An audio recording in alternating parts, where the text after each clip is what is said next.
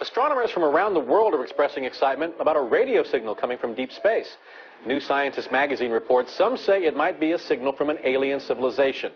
The signal coming from a point between the Pisces and Aries constellations has been detected 3 times by the SETI radio telescope in Puerto Rico. The giant antenna uses a worldwide network of personal computers to sift radio signals from space. Sounds like a movie. It does. Contact, maybe? Yeah, Thank you, Bill. Bay Area scientists today said we need to decide what we're going to say to extraterrestrials. A recent discovery of a mystery signal, along with new technology, are leading some to predict we'll soon have a chance for a cosmic conversation. It's really startling when you think about it. KTVU Health and Science Editor John Fowler is here now with more. John? Startling it is, and it could be humanity's most important message, a simple hello. Across the globe, radio receivers like these are listening for a signal of intelligent life in the universe. And as in the movie Contact, real astronomers today say they have at least one mystery signal picked up by this dish in Puerto Rico last month. And they're confident technical advances will turn up a sign of ET. We probably won't be able to decode it. We'll know they're out there, there's something out there, but we won't know much about their civilization. To come here and, molest us. According to the famous Drake equation, astronomers estimate there are some 10,000 intelligent civilizations just in our galaxy. The nearest one is likely very far away. But many scientists urge caution when it comes to initiating contact. They say it might be foolish, even dangerous for Earth to assume we know all the risks. I don't think Earthlings should transmit messages right now. We're an emerging civilization. We're just getting in the game. Wertheimer heads the SETI at Home project at UC Berkeley. He says listening is one thing, replying quite another. We're just learning how to do this, and we really don't know what we're up to, and so we need to be careful.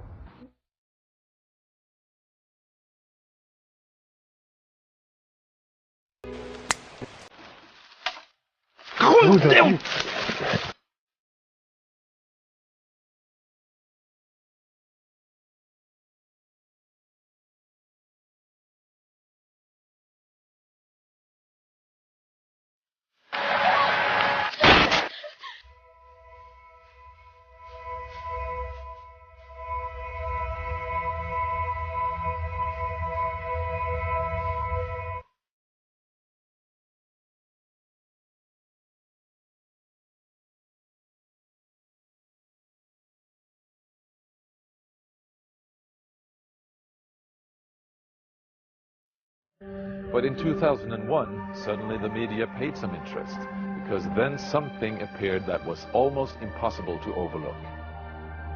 Right behind me is Britain's largest radio telescope, the Chilbolton Observatory. And here it was that the greatest sensation in the crop circle history was to appear in the fields right in front of the telescope. On the morning of 14th of August 2001, a formation was discovered which was different from any other previously seen. From the ground it looked like a tangled mess, wisps of crop spread around in no system. However, in the evening with growing shadows, a picture appeared, unmistakably that of a face. That picture represented a whole new technique, a screen technique, the same that's used for printing a picture on paper. 3 days later, the face was joined by something that looked like a data strip. Rows of counters made out of standing and flattened crop. But soon an astonishing similarity is discovered. In 1974, the astronomer Carl Sagan composed a message that NASA sent into space from the Arecibo telescope in Puerto Rico. Binary figures which constituted a graphic code presenting key factors about humans and the planet we live on. 27 years later, an identical pattern appears in a crop field right in front of a similar radio telescope. However, on closer inspection, it seemed to show that the code contained some fundamental differences. Sagan's message explained our calculation system, the dominant chemical substances within the elements that create life on Earth, about our DNA code, humans' height and quantity, and that we live on the 3rd planet in our solar system, and lastly, a sketch of our radio telescope. The message received described the same calculation system, but that silicon is most dominant in life forms in contrast to carbon. The drawing also clearly shows a humanoid figure with large head in relation to its body. It's also explained that they have an extra string in their DNA, are approximately 4 feet tall, inhabit the 3rd, 4th and 5th planets in their solar system, and have a population of around 21.3 billion. Underneath, the telescope has been replaced by something more complex. 1 year earlier, a strange crop circle had appeared in the same place. Is this the same illustration as in the sender's code? Is this the correspondence radio telescope?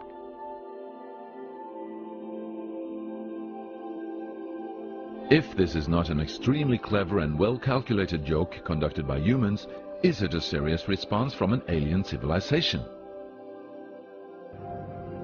The Chilbolton crop formations really gave new life to the speculations of who is behind this. Is it aliens? Where do they come from? And what is their purpose of this type of communication? The following year, very nearly on the same day, a new picture appears that gives new force to the alien theory, this time in Crabwood, near the town of Winchester in Hampshire. Once again we see a face, but this time there is an unmistakable resemblance to something extraterrestrial. The picture also contains a print, somewhat similar to that of a CD, with something that appears to be a coded message. This formation also has a new type of design, this time with horizontal line patterns of variable thickness, similar to that of a TV picture. The message on the disc is similar to a spiral band built up of many boxes. But data expert Paul Weige manages to... And I had to enlarge the disc quite substantially on the computer and run some image analysis over it to make it clear so that I could see what was a standing tuft and what was flattened. And while I was doing this, I noticed that every so often there was almost a mistake in the diagram. It was like there was a tuft, where the little square tuft, it had done sort of half size. I thought that's a bit odd, and it seemed fairly regular. I was going round, and I sort of counted up, and it was sort of literally every sort of 8 bytes or whatever. And I thought, oh, 8 bytes, and yeah, from computer side, is obviously some sort of binary code. So then I did the straightforward thing. I just converted it into ASCII, which is the standard sort of computer language that you encode the alphabet in. And of course I then started to get words forming out, and I thought, I'm getting somewhere here. So I then did the whole thing for the whole lot, and got this message. The message is in English and reads as follows. Beware the bearers of false gifts and their broken promises. Much pain, but still time. There is good out there. We oppose deception. Conduit closing. Many have been surprised by this message. Are there aliens with such faces that we should be aware of? Or is this a picture of the sender? Does this indicate the start of actual close contact with neighbors in the universe? My own, and this is only a hypothesis, belief about this, is that there's an effort of the extraterrestrials are gradually trying to communicate with us, a very slow process, giving us a lot of time to digest the fact that we may not be alone here.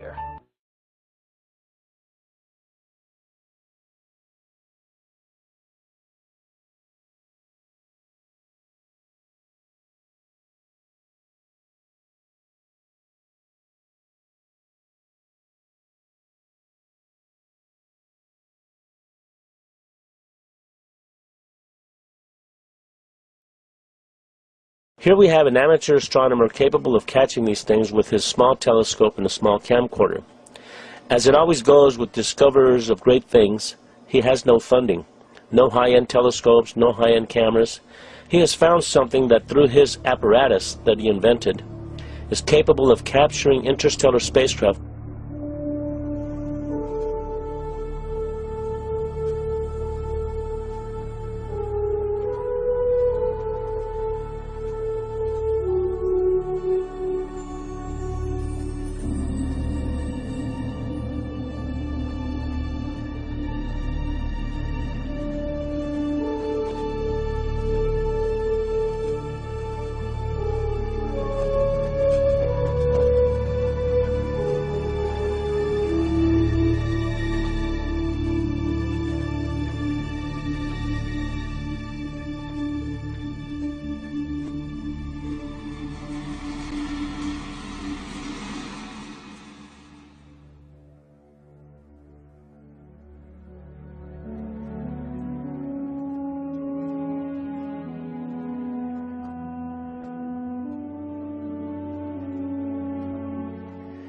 If the starships that John Leonard Walson has captured in deep space are ours, then I am glad we have them out there protecting our planet.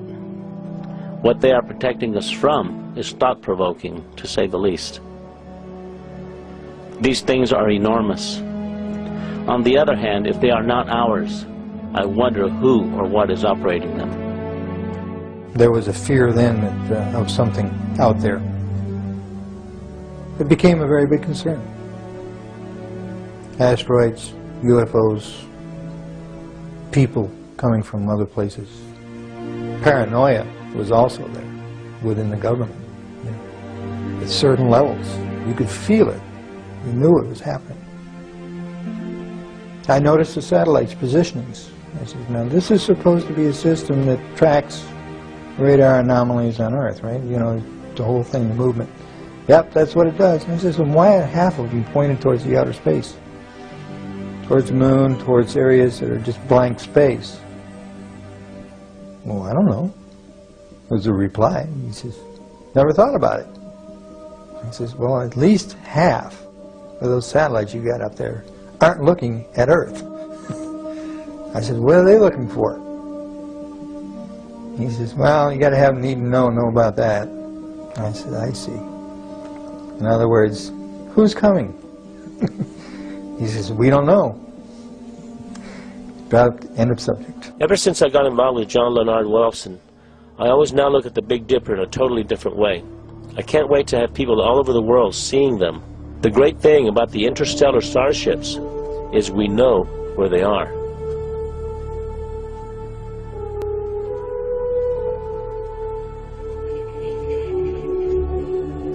One of the scientists said it's the Star Wars project.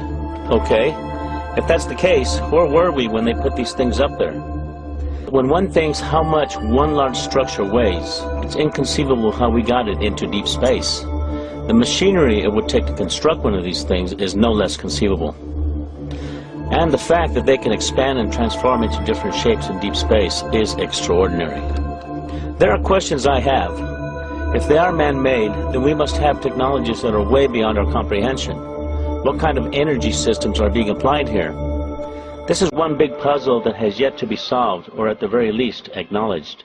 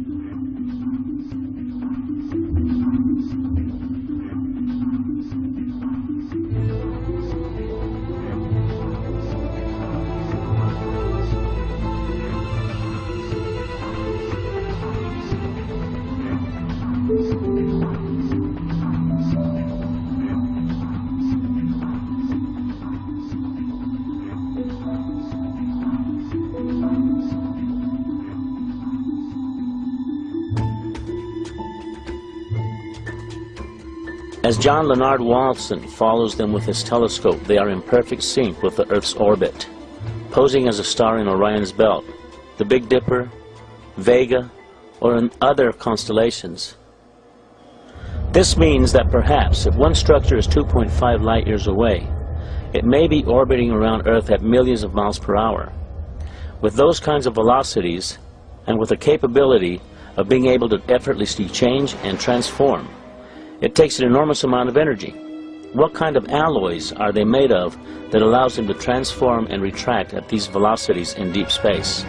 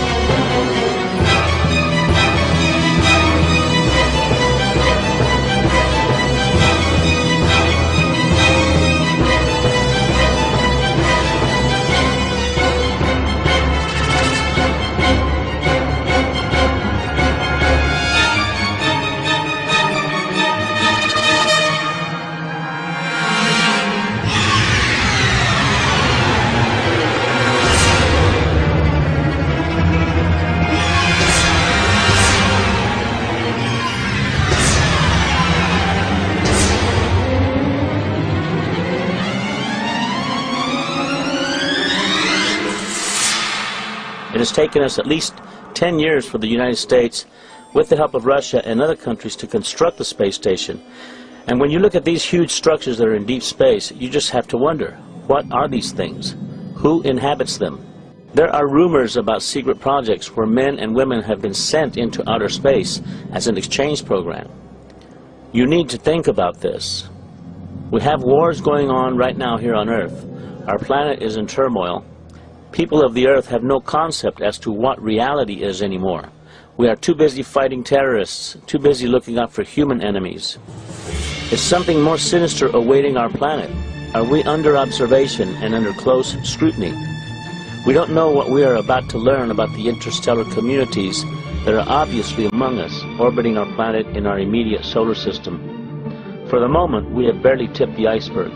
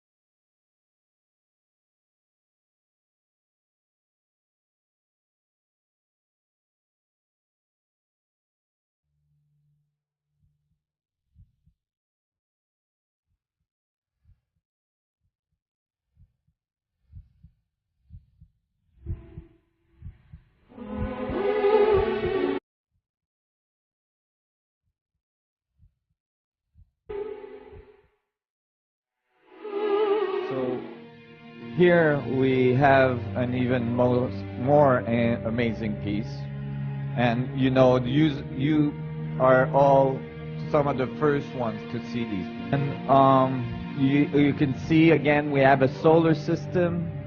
Here is a planet with an atmosphere. There's a ship here and a ship here, and there's a nice little blow-up of what's inside the dome of the ship, in case you're confused about what it is. And this is as well, you know, you can see the steps here, typical of, you know, pyramidal step pyramids. And here we can see that this ship is following a comet that is coming at the Earth, or at least at the planet that's here. And you can see that this UFO, right, which you can see is moving at high velocity, is doing something to push the comet. So this could be a representation of an event either in our past or in our future. So if here you have, you know, you shouldn't be recording this. No recording. Okay, so here we have other pieces. Again, we have a solar system. The sun is very clear here. We have a planet with an atmosphere. We have another planet here, and we got an ascending ship here, another one down there, and then one inside the sun flare. So here, so here we see a UFO coming out of the sun. It's very specific.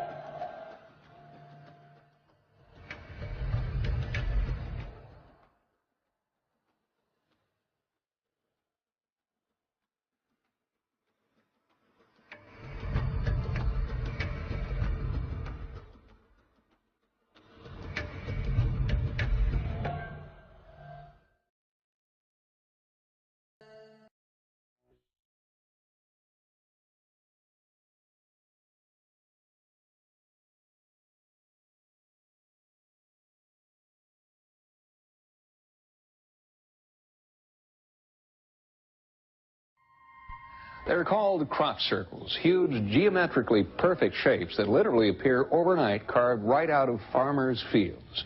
Some believe they're UFO landing pads. Others think they might be some sort of cosmic road sign. And, of course, many people just think they are hoaxes. Recently, the story of these crop circles took a dramatic turn. For the first time, physical evidence of their creation may have been discovered. At first glance, they look like ancient Roman dinnerware, but some believe they are something far more dramatic, extraterrestrial artifacts left behind by the crop circle's mysterious creators. The plate is like a map, the map of the crop circles. You know, the same signs you saw on the fields, you saw on the plate.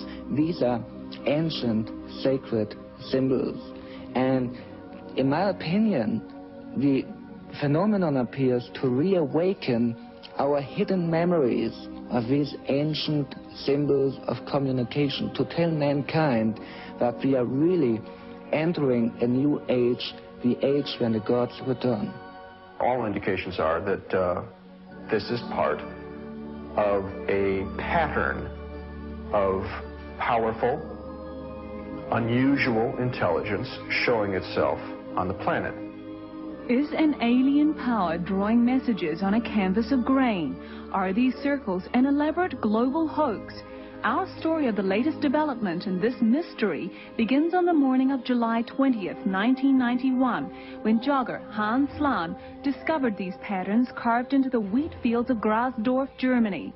150 feet long and 50 feet wide, they were inscribed with ancient symbols that appeared to be in the lost Celtic language.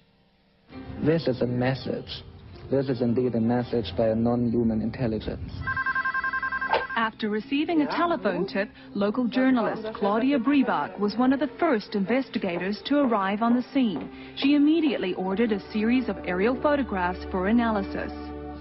They were just huge. They were really amazing because they were so huge, and I first thought it couldn't be a human being doing this. If it's a human being having done this, it's a genius, really. Because I think it was about 100 meters long, and the circles were exactly made, and it was really beautiful. Our investigative team invited German researcher and author Michael Hessemann to analyze the origins of the Grasdorf circles. He began with a land survey to determine if the circles could possibly be a hoax. If you fake them, you would really align them with the tram lines. But they are not in alignment to the tram lines. And it is exactly in an east-west alignment. And so really guide me to the conclusion that we have a real phenomenon and that they are not made by human beings. Analysis of soil and plant samples taken from the Grasdorf circles revealed some unusual characteristics. The stalks are bent but not broken. They lay down by the next one next to each other in a circular pattern. We found molecular changes, we found genetic changes, we found all indications of a great heat. Scientific tests performed by the Technical University in Berlin showed radiation levels inside the crop circles that were 172% higher than in the field around it. In April, psychic Helga Lundström visited another section of the Grasdorf fields, where the unexplained phenomena had been captured on film. This is amazing. She really detected the right side of what we call the sun wheel, and what is one of the circles we had in the pictogram. And it is really amazing how she, after 2.5 years, really detected the right side for this formation here. The mystery intensified when metal detector tests of the crop circles uncovered 3 unusual metal plates. Each plate contained an image of the crop circle pictograph, exactly the same design that had been carved on the wheat fields. German historian Moschkotti Litvas helped analyze these metal plates, plates that were found to be made of precious metals, bronze, silver, and gold. I went with the plates with another man together to Berlin. There is an examination institute, a very, very big institute, and they found there is only silver in the silver plate, and the bronze is very unusual. We have never seen metallic plates like this. If you look on this picture, you see there are a lot of circles. But there are only 3 circles surrounded by half circles. And that are the places they found the 3 plates. In all the other circles, they found nothing. How could such elaborate designs appear overnight in the darkness? Why did these huge symbols mirror the images of the metal plates? These are only 2 of the many questions that surround these mysterious circles.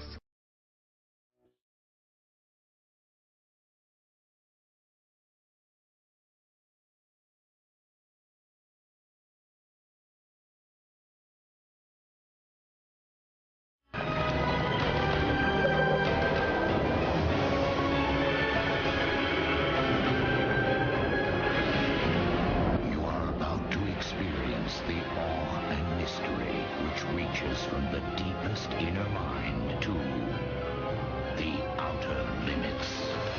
Please stand by. It's New York City. It's March 7th. Well, partly it's taken to these very strange images that are behind your head right now.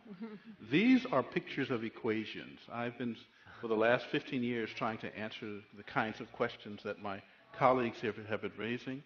And what I've come to understand is that there are these incredible pictures that contain all the information of a set of equations that are related to string theory.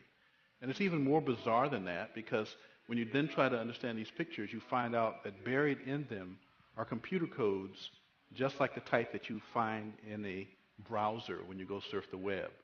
You're saying your attempt to understand the fundamental operations of nature leads you to a set of equations that are indistinguishable from the equations that drive search engines and browsers on our computers. That is correct. So, wait, I have to just be silent for a minute here.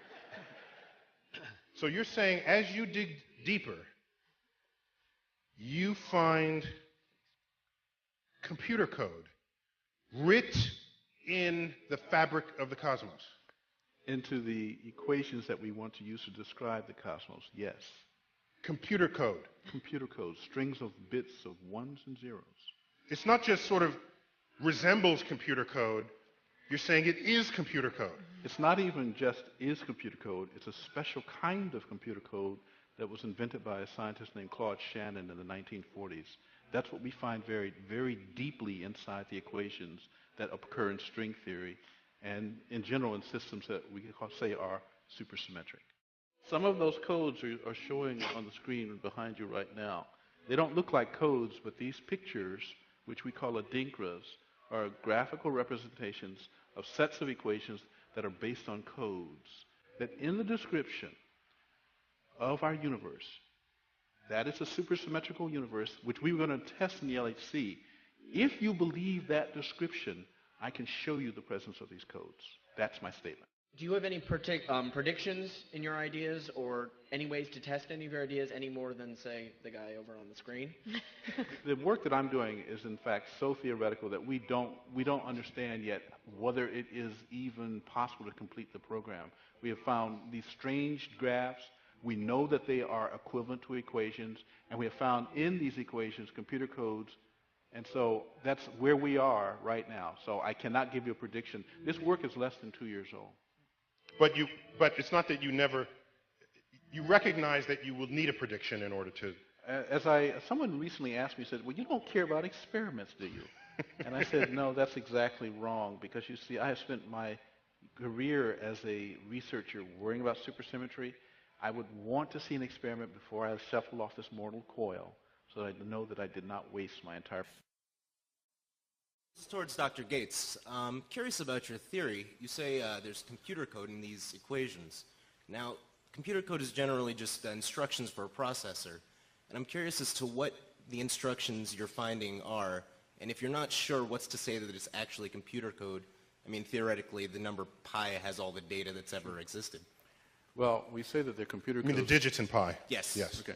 We say they're computer codes, first of all, because the structure of the equation is such that they dictate that there are certain things that are actually strings of ones and zeros. That's just digital data. But it's not just random ones and zeros. As I mentioned earlier, let me talk about something that you probably do every day, but I don't know if you're a computer scientist or not. Most of us sit at our... Sounds that kind of fluency, I said. Okay, well, most of us sit at our computer screens and we type on the keyboards, and we then send these, if we're using a browser, we're sending strings of ones and zeros elsewhere. But on the other hand, in the transmission process, there's always some fluctuations. So 0 that you type here because of static in line might be read as a 1 at the other end and vice versa. And so in fact, when you sit and type on the keyboard, your computer's doing something behind your back. Namely, it throws in a bunch of extra ones and zeros, and these things are called error correcting codes, so that the computer at the other end can look at the whole collection of what you typed plus what was sent and figure out if there were bits that were being flipped back and forth. And that's how you get accurate transmission of digital data. Among the codes that are used for this purpose are a special class of codes that are called block linear self-dual error correcting codes. They were first, in fact, the Shannon extended checksum code is an example of one of these things. These are the codes that we find buried in the equations. Not just any code, but these self-dual error correcting block codes. It's quite remarkable for anyone that I've talked to. We have no idea what these things are doing there. Any literature out? I'm sorry? Do you have any literature out that... I can give you technical references that almost nobody in the world can understand. But Jim, I thought you had a popular level article on this? Thank you. Yes, actually, so this past June, the British journal Physics World asked me to write a popular level description of what we have found. So in the June edition of Physics World, and it's published in London, the cover story is called Symbols of Power. It's about these weird symbols that have been showing behind us. We call these things adinkras. And so for a popular level description, yes, we've written that. But other than this one popular level description, it's all technical gobbledygook. Wonderful. And that's a technical term, by the way. Gobbledygook. Thank you.